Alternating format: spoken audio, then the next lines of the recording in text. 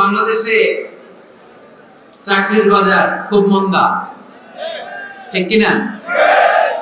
বাংলাদেশ ইন্ডিয়াতে চাকরি পেতে অনেক কষ্ট। সামান্য একটা পদের জন্য যেখানে চেয়েছে ক্লাস 8 পাস, এখানে ডবল মাস্টার ডিগ্রি অ্যাপ্লাই করছে কয়েক লক্ষ। এজন্য আমাদেরকে উদ্যোক্তা হতে হবে। You have to be the entrepreneur. আমাদের উদ্যোক্তা দরকার, বেশি বেশি নতুন নতুন উদ্যোক্তা। নিজেই এমন আইডিয়া নিয়ে আসবে যে আইডিয়া বিক্রি করে, দুর্দান্ত আইডিয়া দিয়ে তুমি পুরো দেশ কাঁপিয়ে দিতে পারো। পারা যাবে না লক্ষ্মীপুরের ছেলেরা? আইডিয়ার অনেক দাম। You have to generate new ideas. নতুন নতুন আইডিয়া এনে মানুষ গোটা বিশ্বকে তাক লাগিয়ে দিচ্ছে। এই যে গত কয়েক বছর আগে কারের একটা রাইড চালু হয়েছে, নাম হয়েছে উবার। কি নাম? ঢাকায় যারা চলাফেরা করেন তারা হয়তো চড়েছেন। উবারের নাম শুনছেন না? এই উবার কোম্পানি কি করে জানেন? নিজেদের ব্যবসা নাই, পুঁজি নাই, পাত্তি নাই, অফিস নাই, কিছু নাই, কোটি কোটি টাকা হাতায় নিচ্ছে। Just idea, just they are generating new ideas. নতুন নতুন আইডিয়া দিয়ে গোটা বিশ্ব কাঁপিয়ে নিয়েছে একটা মোবাইল অ্যাপস এর মাধ্যমে। কিসের মাধ্যমে? Mobile apps. একটা কোম্পানি খুলেছে, গোটা বিশ্বের সব প্রাইভেট কারওয়ালারা ওখানে রেজিস্ট্রেশন করে আপনি মোবাইলে কোথায় যাবেন, কোত্থেকে যাবেন লিখবেন, গাড়ি আপনার বাড়ির সামনে এসে হাজির। তার একটা পার্সেন্টেজ ওই উবার কোম্পানি পায়। ইউনাইটেড স্টেটস অফ আমেরিকার একটা স্টেট আছে সান ফ্রান্সিসকো, ওইখান থেকে শুরু করছে। 775টা সিটিতে ওদের অপারেশন আছে। বাংলাদেশে ঢাকাতেও আছে। আমি মালয়েশিয়াতে থাকি, ওখানেও আছে, ওখানেও আমরা চলি। প্রায় 63টা দেশে ওদের কাজ বাজ আছে। গত বছরে 2018 সালে ওদের প্রফিট ছিল, রেভিনিউ ছিল 11.27 billion US dollar, 11.27 US billion dollar. Just they are selling their ideas. নতুন নতুন আইডিয়া দিয়ে গোটা বিশ্বকাপ আছে। এই উবার যখন চালু হলো, আমি তখন মালয়েশিয়ায় শুনলাম বাংলাদেশে নতুন আরেকটা বাইরে হইছে, পাঠাও। কি নাম? এটার বোধহয় সারা বাংলাদেশ ব্যাপী হয় না, 3টা জায়গায়, সিলেটে, চট্টগ্রামে আর ঢাকায়। এরা আরো চালাক। বাংলাদেশের ছেলেপেলেদের মাথায় চিকন চিকন অনেক বুদ্ধি। এরা ভাবলো এই উবার দিয়ে আর আমরা কত আগাবো, আমাদের গাড়ি আরো ছোট করতে হবে। এরা মোটরসাইকেল রাইড দেওয়া শুরু করছে। জ্যামের শহর ঢাকা, চিপা চাপা দিয়া এরা আপনারা নিয়ে জায়গা মতো পৌঁছে দেবে। তো এই যে উবারের পরে আমাদের ছেলেরা বানাইলো পাঠাও। এরপরে কত কিছু বানাচ্ছে ছেলেপেলেরা, আমি তো এগুলো দেখে অবাক। রকমারি.com নাম শুনছো? বিক্রয়.com নাম শুনছো? ঘরে বসে বসে কোটি কোটি টাকা হাতিয়ে নিচ্ছে তারা। Just they are selling their ideas. যেহেতু আমাদের চাকরি কম, ওই চাকরির বাজারে আমরা লাইন দিতে চাই না। আমাদের মেধাকে খাটিয়ে খাটিয়ে আমরা নতুন তরুণ উদ্যোক্তা বানাতে চাই। চিল্লায় বলো ঠিক কিনা? উদ্যোক্তা যত বাড়বে ততই দেশের কল্যাণ হবে। মানুষ তাদের আইডিয়াকে কাজে লাগিয়ে গোটা বিশ্বকে তাক লাগিয়ে দিচ্ছে। আমরা আমাদের সমতল ভূমিতে চাষ করতে চাই না। মালয়েশিয়াতে একটা এলাকা আছে ক্যামেরন হাইল্যান্ড, ওরা পাহাড়ের মধ্যে চাষাবাদ করে গোটা মালয়েশিয়ার খাদ্যদ্রব্যের অভাবকে মুক্ত করে দিয়েছে। পাহাড়ের মধ্যে ওখানে ফুলের বাগান, ক্যামেরন হাইল্যান্ড প্রায় 6000 ফিট উঁচু, প্রচন্ড ঠান্ডা। এই ঠান্ডা পাহাড়ি হিল ট্রাক্স এরিয়াতে মালয়েশিয়ার এই ক্যামেরন হাইল্যান্ডে ওখানে আছে ফুলের বাগান, আছে ফলের বাগান, আছে চায়ের বাগান। ওখানে মধুর চাষ হয়, ওখানে শাকসবজি চাষ হয়, ওখানে অনেক কিছু চাষাবাদ হয়। ওই ফলমূল শাকসবজি দিয়ে গোটা মালয়েশিয়ার 14টা স্টেটে যত শাকসবজি ফলমূল লাগবে ওরা আঞ্জাম দেয়। আর আমরা আমাদের সমতল ভূমিতে চাষ করতে চাই না। আমরা চাষাবাদকে খুব লজ্জা মনে করি। এটা ভুল আইডিয়া। আমাদের যে এলাকা যে জিনিসের জন্য বিখ্যাত ওইটাকে আমাদের ব্র্যান্ডিং করতে হবে। লক্ষ্মীপুর কিসের জন্য বিখ্যাত? নারিকেল সুপারি। নারিকেল সুপারি যে পৃথিবীর কত মানুষ, ইন্দোনেশিয়ান লোকেরা মুড়ির মতো খায় নারিকেল আর সুপারি। এইটারে আমাদের ব্র্যান্ডিং করতে হবে। যেই দেশে যেটা আছে, যে এলাকা যে পণ্যের জন্য বিখ্যাত, ওইটা আমাদের ব্র্যান্ডিং করতে হবে। আমাদের আদমজির জুট মিল বন্ধ না? ভাওয়ানি জুট মিল বন্ধ। আমাদের পাট শিল্পকে ধ্বংস করে দিয়ে ইন্ডিয়া এখন ওই কটনের পাঞ্জাবি বানায়, জুট কটনের পাঞ্জাবি। আছে না নাই? পুরো বাংলাদেশের মার্কেট এই জুট কটনের পাঞ্জাবি দিয়ে সয়লাভ। আমাদের বাংলাদেশের পাট দিয়ে যদি আমরা মিহি পাঞ্জাবি বানাতে পারতাম, গোটা বিশ্ববাজারকে আমরা দখল করে নিতে পারতাম। ঠিক কি না?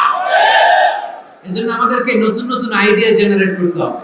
চাকরির পিছনে বসে থাকলে চলবে না। আর আজান যদি হয়ে যায় ছুটে যাবো মসজিদে, আর নামাজ শেষ হলে আমরা আমাদের কাজের দিকে চলে যাবো। চিল্লায় বলেন ঠিক কিনা? যেটাই করবো আমরা ভালোভাবে করবো। আল্লাহ বলেছেন লিয়াবলুয়াকুম আইয়ুকুম আহসানু আমালা। লক্ষ্মীপুরের ভাইয়েরা আওয়াজ করে উত্তর দেন, আওয়াজ করে উত্তর দিতে হবে। জান্নাতে যেতে হলে 100তে কত নাম্বার পেতে হবে? হ্যাঁ, হয়নি 51। কি নাম তোমার? হ্যাঁ, ফরহাদ। জান্নাতে যেতে হলে 100তে আমার দরকার 51। 100তে কত লাগবে? ফাআম্মা মান সাকুলাত মাওয়াজিনুহু ফাহুয়া ফি আইশাতির রাদিয়া। সেদিন মিজানের পাল্লা যার ভারী হয়ে যাবে সে আনন্দ উৎসবে থাকবে। তো মিজানের পাল্লা ভারী হওয়ার জন্য 100তে আমার কত পাওয়া লাগবে? কত পাওয়া লাগবে? 51 পেলেই হয়ে যাবে। এজন্য আল্লাহ বলছেন লিয়াবলুয়াকুম আইয়ুকুম আহসানু আমালা। যেটাই করবে ভালোভাবে করবে। আল্লাহ এটা পরীক্ষা করতে চান যে আমরা ভালোভাবে কে কতটুকু আমল করেছি। যারা আরবি বুঝেন আলেম ওলামা আপনারা জানেন এখানে আল্লাহ বলেননি লিয়াবলুয়াকুম আইয়ুকুম আকসারু আমালা। আল্লাহ এটা দেখতে চান যে তোমাদের মধ্যে থেকে কে বেশি আমল করে। এটা বলছে আল্লাহ? বলে নাই। আল্লাহ বলেছে লিয়াবলুয়াকুম আইয়ুকুম আহসানু আমালা, যে ভালো করে করে। এজন্য আমরা যাই করি না কেন কি করে করব? আওয়াজ করে বলতে হবে। কেমন করে করব? যে কোনো কাজ করো না ভাই, যে কোনো কাজ করো তা যেন হয় সবার চেয়ে সবচেয়ে সুন্দর। পড়েন, যে কোনো কাজ করো না ভাই, যে কোনো কাজ করো তা যেন হয় সবার চেয়ে সবচেয়ে সুন্দর। পড়েন, যে কোনো কাজ করো না ভাই, যে কোনো কাজ করো তা যেন হয় সবার চেয়ে সবচেয়ে সুন্দর। হোক না সেটা পড়া লেখা, রঙের ভাষায় ছবি আঁকা। পড়েন, হোক না সেটা পড়া লেখা, রঙের ভাষায় ছবি আঁকা। হোক না সেটা সামান্য কাজ কিংবা মহত্তর, তা যেন হয় সবার চেয়ে সবচেয়ে সুন্দর। যে কোনো কাজ করো না ভাই, যে কোনো কাজ করো তা যেন হয় সবার চেয়ে সবচেয়ে সুন্দর। চিৎকার করে বলেন ঠিক কিনা? আমরা যেটাই করি না কেন এটা ভালো করে করার দরকার আছে না নাই? এজন্য কাজে আর শ্রমে কোনো লজ্জা নাই। লজ্জা হচ্ছে অলসতায়। লজ্জা কিসে? অলসতায়। বিশ্ব ইসলামের কাছে এক সাহাবী এসে বলল, ইয়া রাসূলুল্লাহ আ'তিনি শাইআন, আপনি আমাকে কিছু দান করেন, আমার কিছুই নাই। বিষ্ণু বললেন, তোমার কিছু নাই? সাহাবী বললেন, ইয়া রাসূলুল্লাহ ঘরে আমার শুধু 2টি জিনিস আছে। কয়টা? চিল্লায় বলেন কয়টা? এক হচ্ছে একটা জামা, 2 হচ্ছে পানি খাওয়ার একটা জগ। বিষ্ণু বললেন, এই 2টাই নিয়ে আসো। বিশ্বনবীর কথা শুনে ওই সাহাবী ঘর থেকে জামা নিয়ে আসলেন, পানি খাওয়ার জগ নিয়ে আসলেন। বিশ্বনবী সাল্লাল্লাহু আলাইহি ওয়াসাল্লাম ওনার মুবারক হাত দিয়ে এক হাতে জামা ধরে আরেক হাতে পানির জগটা ধরে সাহাবীদের দিকে উদ্দেশ্য করে বললেন, মাইয়াশতারি হাদাই, এই 2টা জিনিস কেনার মতো কে কে আছে দেখি? কয়েকজন হাত তুললো। বিশ্বনবী বললেন, কত দিয়ে কিনবা? এক সাহাবী বলে, ইন্নী আশতারিহিমা বিদিরহাম। ও নবী, যদিও এগুলো আমার দরকার নাই, কিন্তু আপনি যেহেতু নিলামে ডাক তুলেছেন, ইয়া রাসূলুল্লাহ ইয়া হাবিবাল্লাহ, আপনার সম্মানে আমি 1 দিরহাম দিয়ে 2টা জিনিস কিনে নেব। 1 দিরহাম, একটা জামা, একটা পানি খাওয়ার জগ, দাম কত? 1 দিরহাম। বিশ্বনবী বললেন, না না, 1 দিরহাম তো অনেক কম হয়ে যায়। মাইয়াজিদু আলা যালিক, এর চেয়ে বেশি দামে কে কিনবা? আরেক সাহাবী হাত তুলে বলতে লাগলেন, ইয়া রাসূলুল্লাহ ইয়া হাবিবাল্লাহ ওয়া ইন্নী আশতারিহিমা বিদিরহামাইন, আমি এই জামাটার পানি খাওয়ার জগটা 1 দিরহাম নয় 2 দিরহামের বিনিময়ে কিনতে চাই। বিষ্ণু ইসলাম ওই সাহাবাকে দিয়ে দিলেন। দিয়ে 2 দিরহাম নিয়ে যে লোকটা ভিক্ষা করতে এসেছিল তার হাতে 2 দিরহাম দিয়ে বললেন, যাও 1 দিরহাম দিয়ে ঘরে খাবার কিনে দিয়ে আসো, আর 1 দিরহাম দিয়ে একটা কুঠার কিনে নিয়ে আসো। শুনতেছেন? কি কিনে নিয়ে আসো? কুঠার দিয়ে কি করে? গাছ কাটে। ওই সাহাবী কুঠার কিনে নিয়ে আসার পরে বিশ্বনবী নিজ হাতে কুঠারের মধ্যে একটা কাঠের হাতল লাগিয়ে দিলেন। আল্লাহু আকবার। হাতল ছাড়া কুঠার ইউজ করা যাবে?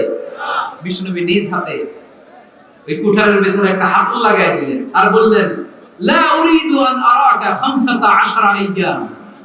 এই কুঠার নিয়ে জঙ্গলে যাও, গায়ে অনেক শক্তি আছে, কাঠ কাটো, এই কাঠ কেটে বাজারে বিক্রি করো, সামনের 15 দিন যেন আমি আমার চোখের সামনে তোমার না দেখি। বিশ্বনবীর পরামর্শ অনুযায়ী কুঠার নিয়ে ওই সাহাবী জঙ্গলে চলে গেলেন। কাঠ কেটে বাজারে বিক্রি করতে করতে 15 দিন পরে 10 দিরহাম নিয়ে বিশ্বনবীর দরবারে হাজির হয়ে গেলেন।